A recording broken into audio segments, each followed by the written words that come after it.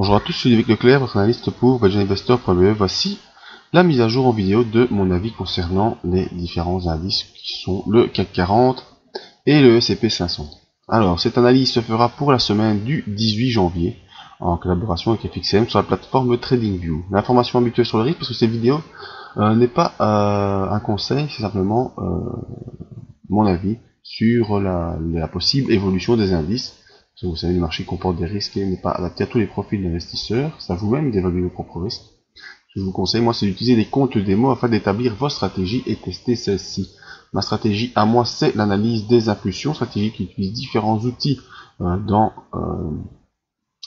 le graphique et en dehors de celui-ci, et que j'utilise depuis 2010, qui fonctionne plutôt bien pour moi. Une technique d'analyse que je peux également vous enseigner. Alors, avant de passer à l'analyse purement graphique, un petit slide pour vous exposer l'ambiance générale. Vous savez qu'on est dans le QE européen jusqu'au mois de mars 2017, qui devrait normalement soutenir notre économie, donc soutenir les indices européens. Il y a malheureusement une remontée progressive des taux US, et ça a plutôt une tendance à faire baisser les indices américains. Voilà pour l'ambiance. Ce qui reste aussi à souligner fortement, c'est le ralentissement chinois qui est majeur, on le sait. C'est peut-être le début d'une nouvelle phase baissière, suite à un cycle de 8 ans. Vous connaissez l'histoire. En 2000, on a eu la crise de la bulle Internet. En 2008, on a eu les subprimes, et peut-être qu'ici en 2016, eh bien, c'est le début d'une crise qu'on pourra appeler la crise chinoise. Il y a également une tension sur les pays arabes pour l'instant, mais pas de conséquences directes sur les prix du pétrole à l'heure actuelle. Alors, graphiquement, eh bien, notre ami le CAC 40, après être sorti de sa fourchette de Andrews déjà la semaine dernière, a fait un début de semaine légèrement haussier. Il est revenu toucher la M7, et puis mercredi, jeudi, vendredi, on a poursuivi cette tendance baissière avec l'ouverture des bandes de Bollinger. On est sous la M7, on est sous la M20 qui est baissière, et j'ai un peu réajusté l'objectif que j'avais fixé auparavant à 4011 points, mais en regardant plus attentivement les bougies du passé, eh bien, ce serait plutôt un point de support vers les 4150. Le MACD pour l'instant est baissier, le RSI est sous 40, bonne preuve que nous sommes donc bel et bien en phase baissière, avec un objectif que je vous disais à 4150. Alors pourquoi cet objectif? Si je prends le graphique hebdomadaire, puis mensuel, voilà, je prends un peu plus de recul. À 4150, ça correspond au dernier sommet de 2011, là, ici, vous voyez des zones de sommet 2011 qui ont été ensuite rejeté. On a également toute cette zone de support ici, qui a été assez efficace durant 2013, fin 2013, début 2014. Et bien, on revient sur cette zone de support des 4150. Si malheureusement on franchit à la baisse cette zone de support des 4150, et bien, la possibilité de rejoindre les 2625 est assez grande sur le CAC 40. Pour l'instant, on est ici en unité mensuelle. La bougie du mois de janvier est complètement sortie de notre fourchette de Andrews haussière qui nous tenait depuis septembre 2011.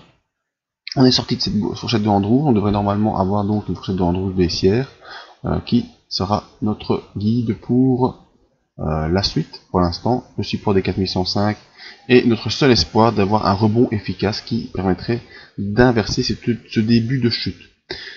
Le MACD sur le plan mensuel est toujours au-dessus de 0, mais en tout son signal. Il a même fait un non-croisement au mois de novembre, donc c'est assez mauvais, et donc on poursuit ici l'abaissement du MACD, pour l'instant toujours au-dessus de 0, donc au niveau mensuel, la tendance baissière n'est pas encore en cours.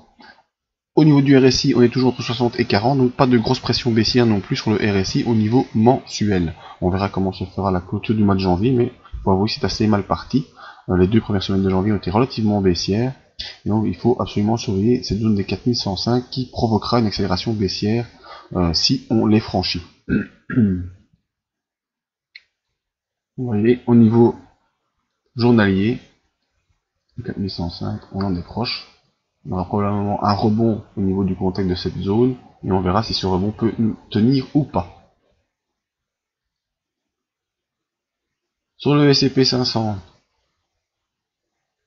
voilà, tout d'abord en unité journalière, bien même chose, semaine relativement baissière. En journalier, on est déjà venu enfoncer la zone des 1907 points. On est revenu au-dessus jeudi, et puis vendredi, on rebaisse en dessous de cette zone de 1907 points. vous voyez que c'est déjà produit par le passé, mais qu'on est revenu rapidement en deux bougies. Une bougie de baisse, une bougie d'hésitation, on revient. Ici également, une bougie de baisse, une bougie d'hésitation, on revient. Ici pour l'instant on a eu une bougie de baisse, un retour, une autre bougie de baisse. Si on confirme cette bougie de baisse, eh bien malheureusement, on pourrait accélérer vers le bas également. Nos indicateurs, ben vous voyez le MACD est bel et bien sous 0, sous son signal. Le RSI est également sous 40, donc pression baissière maximum en unité journalière. En unité hebdomadaire, vous voyez comme je vous le disais, on est sous ici la zone des 1907 points, mais on a fait une clôture ici toute proche de ce point là, vous le voyez. Bougie baissière, hésitation, on revient. Ici, bougie baissière, on verra si la semaine prochaine on a une hésitation. Malheureusement, vous voyez que au niveau des bandes de Bollinger, eh bien, il y a une grosse ouverture des bandes de Bollinger. Le MACD sous 0 sous ce signal, le RSI sous 40, donc la semaine prochaine, techniquement, on doit penser à une poursuite baissière du S&P 500. Au niveau mensuel, vous voyez, l'alerte, elle est là. Cette grosse bougie rouge, qui est la bougie du mois de janvier, elle est à la moitié du temps pour le mois de janvier. Le mois de janvier doit clôturer obligatoirement au-dessus de 1907 points, auquel cas, eh bien, il faudra envisager un retour sur les 1531 points et une accélération baissière, vous voyez, qui commence déjà à faire l'ouverture de la bande de Bollinger. Le MACD est toujours au-dessus de 0, mais sous son signal. Et le RSI, pour l'instant, reste au-dessus de 40. Donc l'alerte est là, elle est sérieuse. Au niveau hebdomadaire, eh bien, on est déjà passé en tendance baissière. En tout cas, on confirmera la semaine prochaine, mais à mon avis, on sera baissier également la semaine prochaine. Et les 1907 sont à conserver à la fin du mois. On n'y est qu'à la moitié, mais bon, il n'y a rien de sauvé. Au niveau journalier également, on joue sur la zone des 1907 points, mais techniquement, les arguments sont présents pour dire que on aura une poursuite baissière et que cette tendance baissière n'est pas un petit à-coup. Peut-être qu'on est au début d'une grande vague baissière qui nous tiendra pendant plusieurs semaines, voire même peut-être plusieurs mois. Bon voilà, c'était mon avis sur les indices européens qui semblent mal engagés. On en saura plus à la clôture du mois de janvier pour envisager le reste de l'année. Pour les autres avis, venez me rejoindre sur le site belgianinvestor.be, également l'avis sur l'or et sur l'argent, mais également vos analyses que vous me demandez via mail ou via la zone de contact ici pour me demander un avis particulier sur une action. Pour l'instant, la zone membre qui vous donne des avis sur des actions européennes et américaines, eh bien depuis le mois de janvier, j'ai donné aucun avis positif, vous comprendrez bien que tout est en phase baissière, donc pas d'avis positif pour l'instant.